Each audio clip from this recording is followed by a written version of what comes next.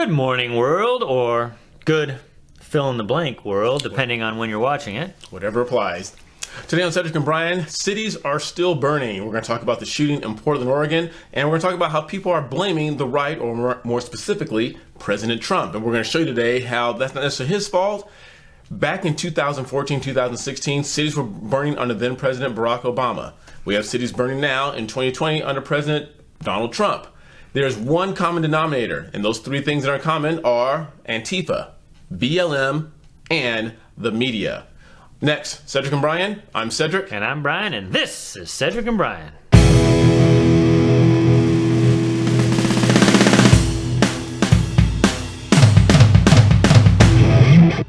We're going to piggyback on what Cedric said, and he said that at my prompting because he's smart. He doesn't go on Facebook. Every once in a while, I like to go on Facebook. I like to share pictures of the family, see birthdays, things like that. But all I'm seeing on there is all these memes, and that's all they can do, I guess. They don't want to actually do any research. So you see all these memes, basically, all of the unrest is Trump's fault. Right. But as you said, we had these riots, we had these things happening, not to this extent, because now the media is really playing into this, because when Obama was president, like you said, this stuff happened, but the media downplayed it. Right. Now they're just fueling everything. And you don't believe us. We have actual video of politicians on the left fanning the flames. And then the media just loves to go along with it. Cedric, the first thing I'm going to do is I'm going to bring up somebody who's near and dear to us because she's here in the good old state of California. Cedric with his California bear on there. Yes. So let's watch Maxine Waters. Already, you have members of your cabinet that are being booed out of restaurants, who have protesters taking up at their house, who's saying no peace, no sleep. No peace, no sleep. Let's make sure we show up wherever we have to show up. And if you see anybody from that cabinet in a restaurant, in a department store, at a gasoline station, you get out and you create a crowd.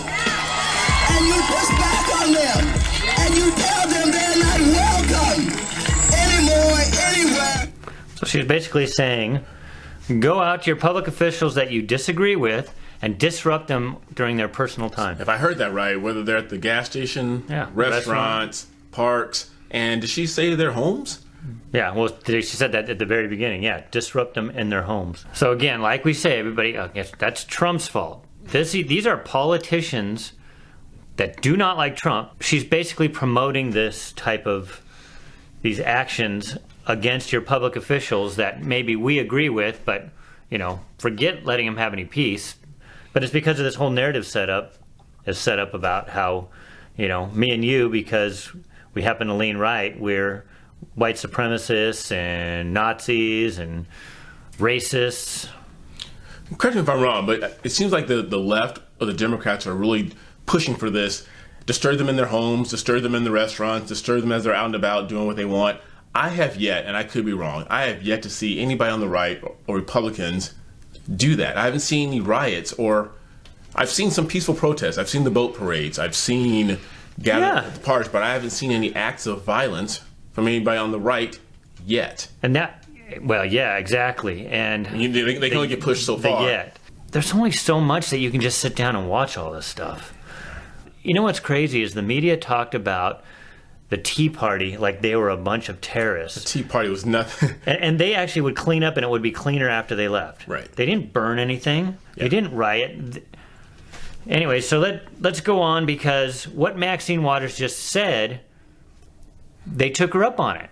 So what she preached actually gets rewarded. Mm-hmm. And case in point, when you speak to your minions, they normally follow, right, wrong, or indifferent. So this is what Maxine Waters was asking for. So Rand Paul is just... And this is right after the RNC. Yeah, he was just at the RNC. I'll try to bring the audio up on this, but basically they're saying, justice, no peace. Say her name. Say her. They keep wanting them to say. This is all for Breonna Taylor, because that's where he's the senator at.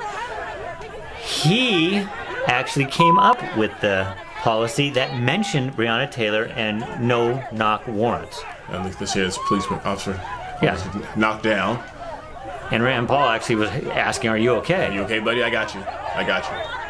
And his wife is probably scared to death. But this is what Maxine Waters wanted. But this did not follow the DNC at all. No, not None of this happened after the DNC. No. And the thing is, they don't do their homework, because if they did their homework, they would know that Rand Paul actually was trying to put legislature for the police to have a change in their no-knock warrant policies. But they don't care. And I don't want to get too deep into this, but the whole Breonna Taylor, I mean, it's sad that she was shot, but to say that she was a completely, and that's why people keep saying, well, we haven't had a resolution to the Breonna Taylor case yet. She wasn't as innocent as the media is portraying her to be. She wasn't just a helpful EMT laying Sally in her bed like Cinderella.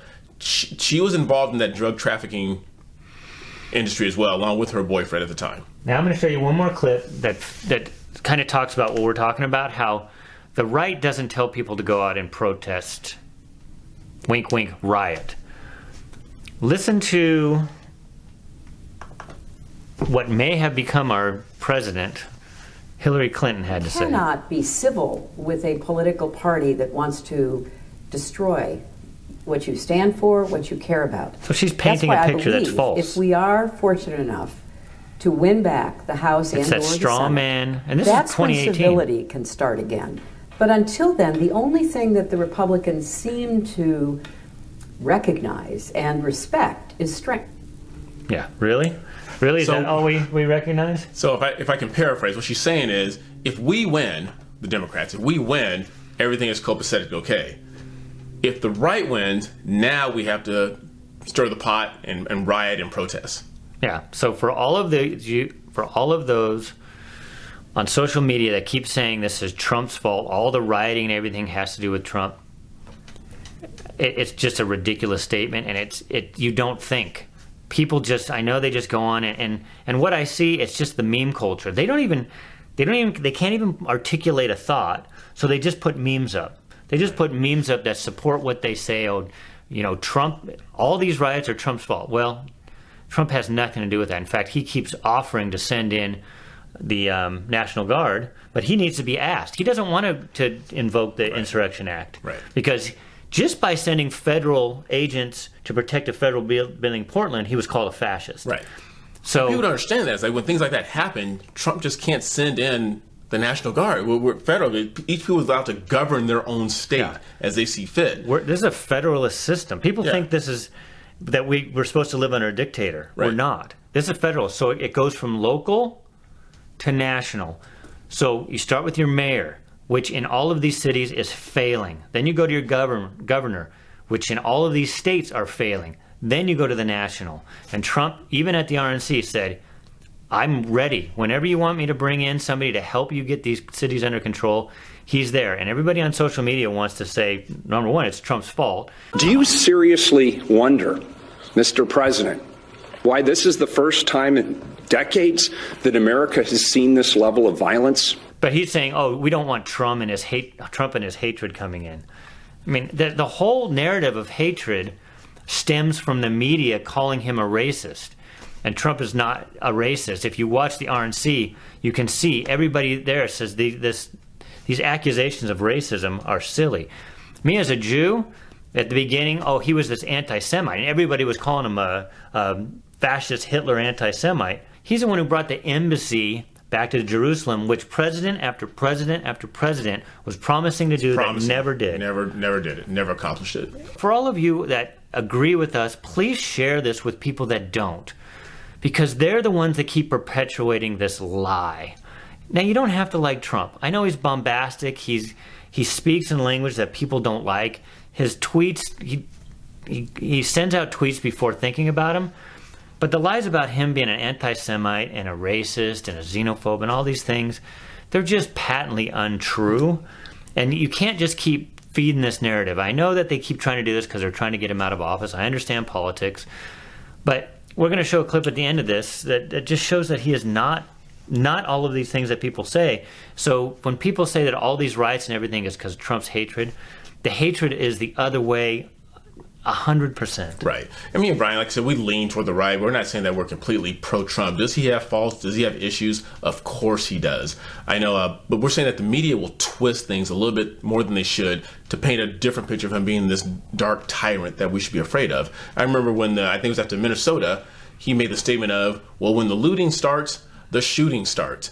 And a lot of my friends, a lot of my black friends said, see, that was him saying that he wants all black people to be shot. No, he was saying that as an American small business owner. If someone has come into your neighborhood to take what you've established, what you've built, and they start looting, protect what is yours. Whether you're black, white, Asian, Hispanic, protect yourself. That's all he was saying.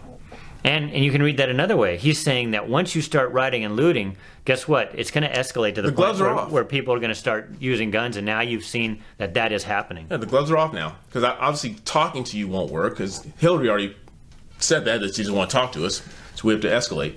So, everybody's favorite journalist. How can you have a journalist that brother is the governor of a... Anyway...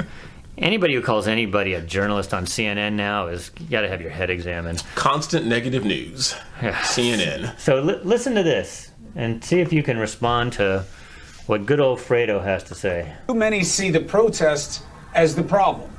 No, the problem is what forced your fellow citizens to take to the streets. Persistent and poisonous inequities and injustice. And please, show me where it says that protests are supposed to be polite and peaceful. Should we bring that up? I think we need to help him out a little bit. So here on the screen is where it says protests are supposed to be peaceful. The First Amendment. Yes.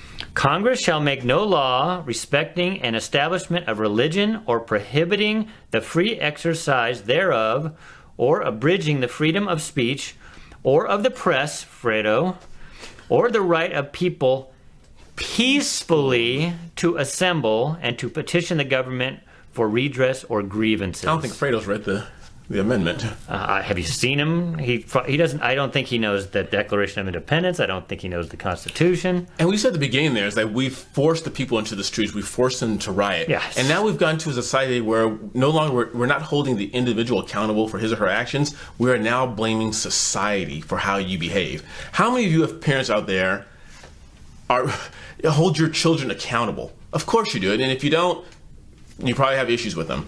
But that's what we've done. These are a lot of huge, giant children that we've just enabled and pacified that they can do whatever they want because they got their feelings hurt. Yeah.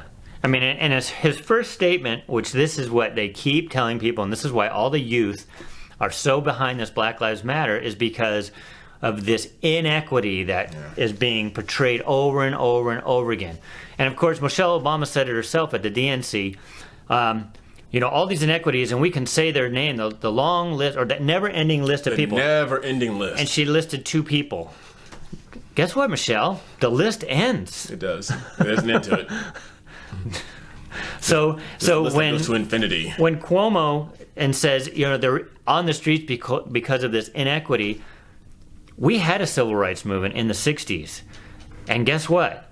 We passed 3 amendments that gave rights to people that at that point absolutely did not have rights, and that needed to happen. And Cedric and I would have been out marching the streets the same for all of those inequities to be solved too.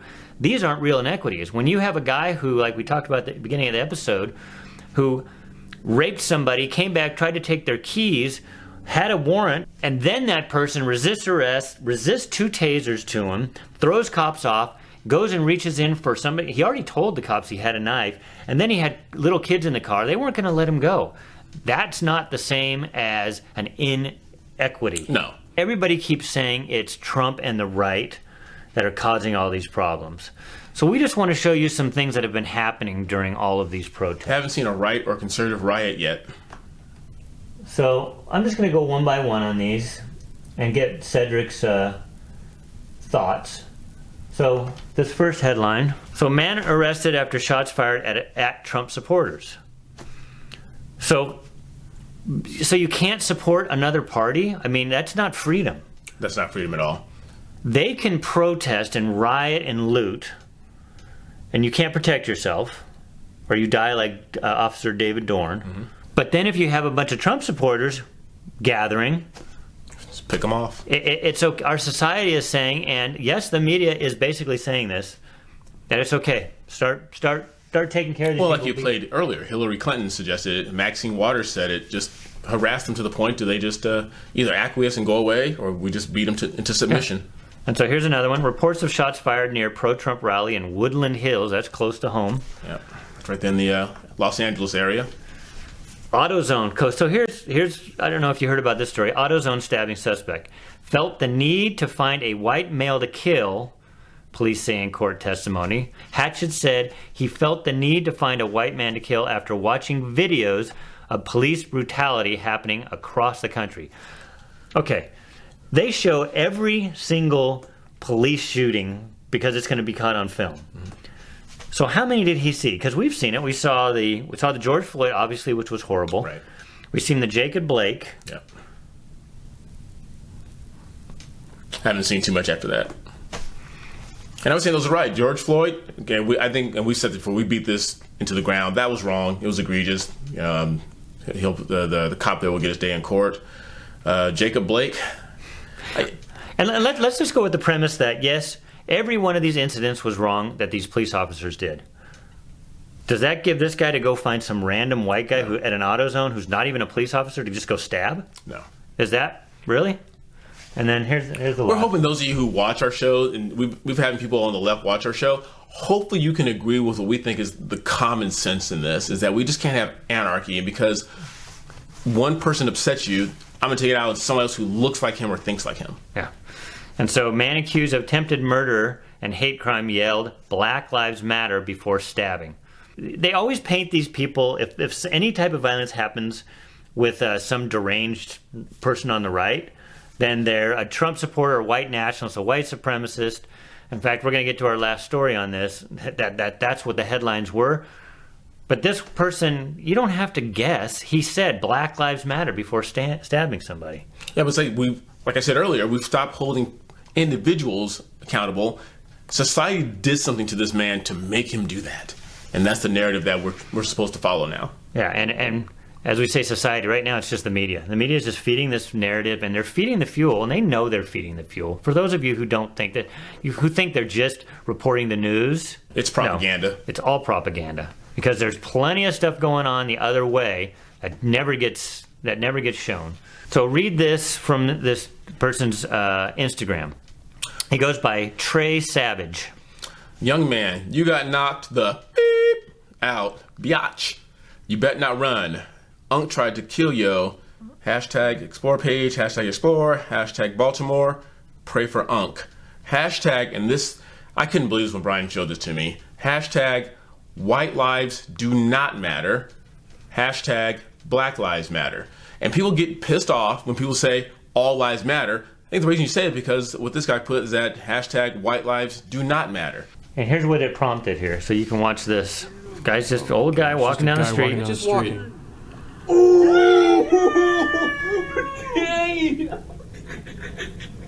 Somebody needs to beat the crap out of those kids laughing too, by the way. I don't know if the guy killed them. And I got this from Crowder. That's why you hear Crowder's voice.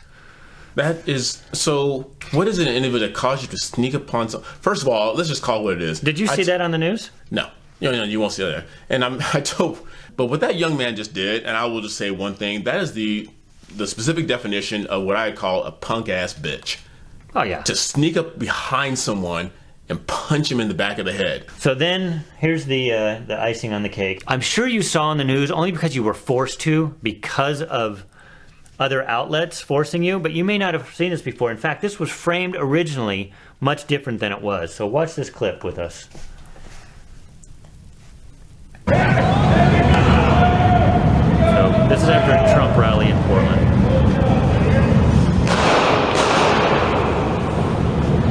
That man is dead. You know what he was? So originally the the media said, first they said, oh, a white supremacist killed somebody. No, we'll show you highlights. Then they said, oh, it was a fascist that was killed, or so supremacist that was killed. And so he's now a Trumper, and he forfeits his life, his reason to live. Well, and after the shooting, you could, I don't know if you could hear that in there, but his shooting was almost celebrated. Here's what these people said after the shooting. The community can hold its own without the police. We can take out the cops on their own. I am not sad that a f***ing fascist died tonight. She's not sad that a fascist died. For one, he was probably a father, a husband, a son. Nobody. How does that guy know he's a fascist? All he did is see a sticker on him. Could have been part of the local Rotary, Kiwanis Club, something positive in the community. Maybe he was a high school football coach. I don't know. And the thing is, you're saying is, they didn't even know that man. No, they didn't know who he was. Of course not. Here's the headline. Man suspected in deadly Portland shooting calls himself 100% Antifa. But Antifa doesn't exist according to a lot of these Democratic politicians. They won't call him out. Trump comes out every time he says, I denounce, I do not support the white supremacists, the white nationalists. He comes out. Go and Google that. You'll see him say it hundreds of times. They will not even acknowledge that Antifa exists. Right. For many of these politicians, and they've been asked. And now this guy says that he's 100% Antifa. I wonder what they're going to say now. And if you study geometry, they say one of the strongest shapes out there is the triangle. It's a very strong shape. And that triangle is made up of three things that I'm seeing very clearly. It's Antifa, it's BLM, and at the top of that triangle, I'm not going to say all of them, but some Democrats. Or the media. Or the media. Or the media. It's like I said, they're all form this triangle, and it's creating this very strong unit to cause divisiveness and riot in the streets, and just a separation of who we are as people, as American people. And for those of you who say, no, that violence and the man was shot because the Trump supporters of the Trump people came in with Trump flags, you know how many, 3 months that rioting has been going on in Portland without any Trump supporters going there. And then finally, like Cedric said, you know, you reach a point where you watch the world burn for 3 months. Somebody's going to come in and say, hey, you know, enough of this. We don't support this. And now somebody's dead. So the guy's name is Michael Forrest Reinl, 48, is being investigated over the death of Aaron Danielson. So that's the guy who, why don't you say his name? The guy who was shot for no other reason than wearing a little not Blue Lives Matter, but thin blue line flag, I believe is what it was. Here's what they call it. And this is the typical media. A supporter of the right-wing Patriot Prayer Group. Oh, he sounds deadly. Yeah, that sounds like a deadly group. Who was part of the caravan of Trump supporters who flooded the city Saturday. I love how everybody that supports Trump is a right-winger. So I guess we're right-wing fascists, Cedric. And people who do this, the Antifa, the anti-fascists, they need to look up what fascist means, because killing somebody because they don't believe what you are makes you the fascist. Right. That you are the fascist. That's why Antifa is the most ridiculous moniker I've ever heard. That's one of the great things about our country. We can have a difference of opinion and still get along. But can you imagine we get to a point now because you have a difference of opinion that can cost you your life? I know. So here's the rest of it. He was identified as part of distinctive So here's how the shooter was identified. This Antifa guy. So he's not specifically a BLM guy, Antifa, but the tattoo on his neck is of a black power fist. So what Cedric said, that triangle, yes, they are all part of the same triangle. And then his sister ended up turning him in, his estranged sister. Recognized him, she got calls, and... Thank you, sister. I know. So... That must have been a hard call. But hey, I got to report this. My brother's a complete and total asshole. Yeah, and he just murdered somebody. So to end here, before we go to our good news, and please, show this to people who do not agree with you. If you agree with us and we don't want to be in our own little bubble. You know, take bits of this. You can go and edit this down. You can save it to your computer or your phone and then go and splice it, pick out a part you like and then upload it to social media. So if you didn't watch the RNC, one of the people we talked about briefly, and we're not going to play the whole thing, but we'll edit it down for you. But here's somebody who knows Donald Trump personally. And everybody you talk to that knows Donald Trump, that is a person of color, they don't say that he's racist. Right. Person after person, there was more people of color talking at the RNC than there was at the DNC. Right. It's got to tell you something. And then let's just end with this. So, and then we're going to get to the good news. So here's a hero of ours, I'm not an actor, Herschel a Walker. singer or a politician. I'm Herschel Walker. Most of you know me as a football player, but I'm also a father, a man of faith, and a very good judge of character. I've known Donald Trump for 37 years, and I don't mean just casual ran into him from time to time. I'm talking about a deep personal friendship. He taught me that the family should be your top priority.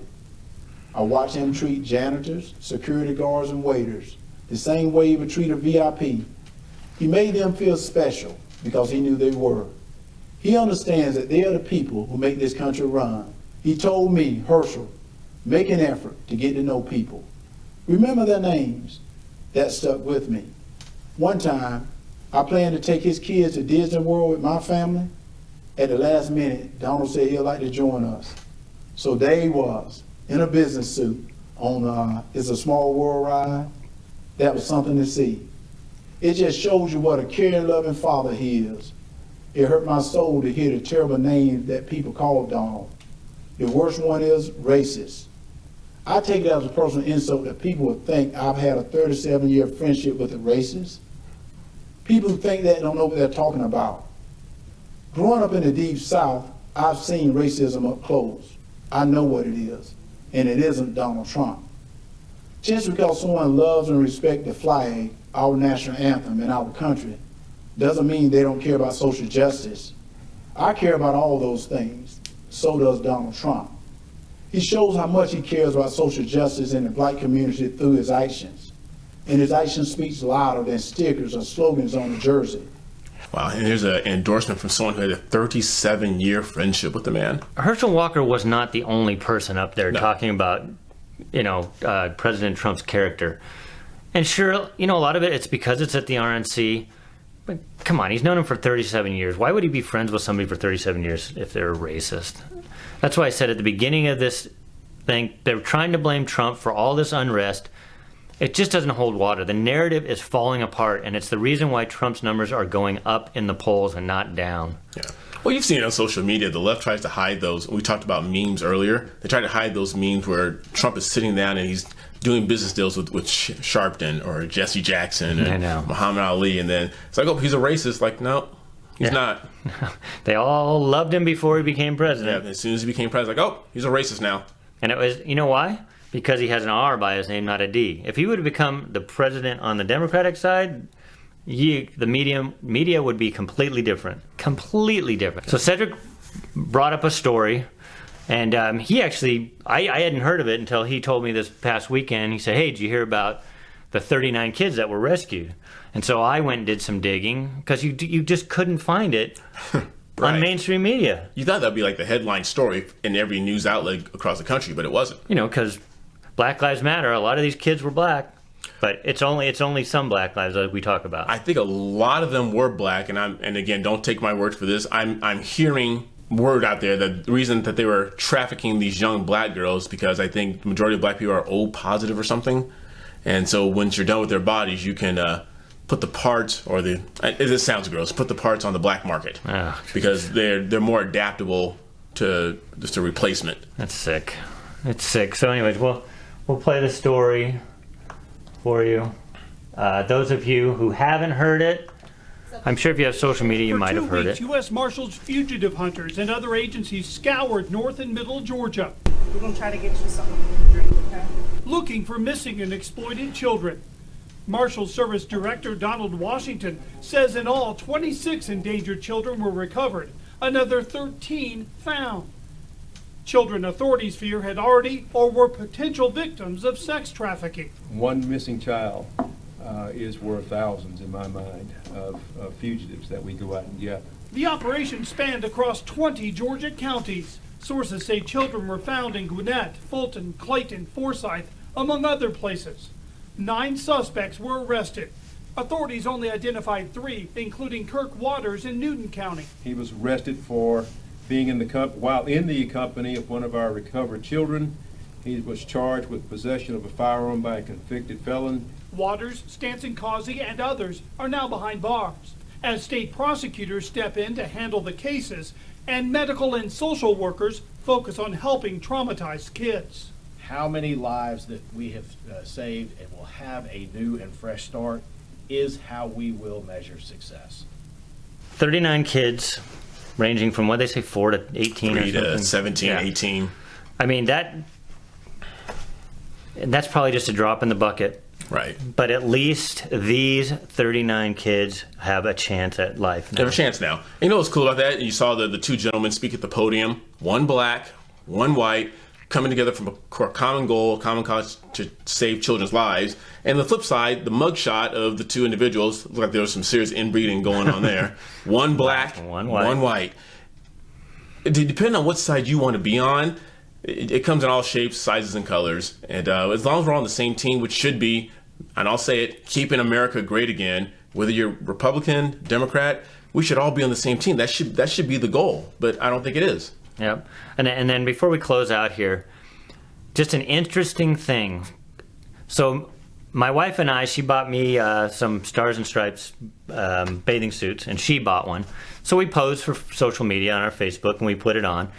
And the girl kind of laughed at me, and she said, "Yeah, I saw your Trump bathing suits." I said, "Why are they Trump bathing suits? They're the American flag." It didn't say Trump on it, did it? Yeah. So, and then my sister said the same thing. She goes, "I'm sick of everybody saying because I have an American flag hanging that I'm a Trump supporter."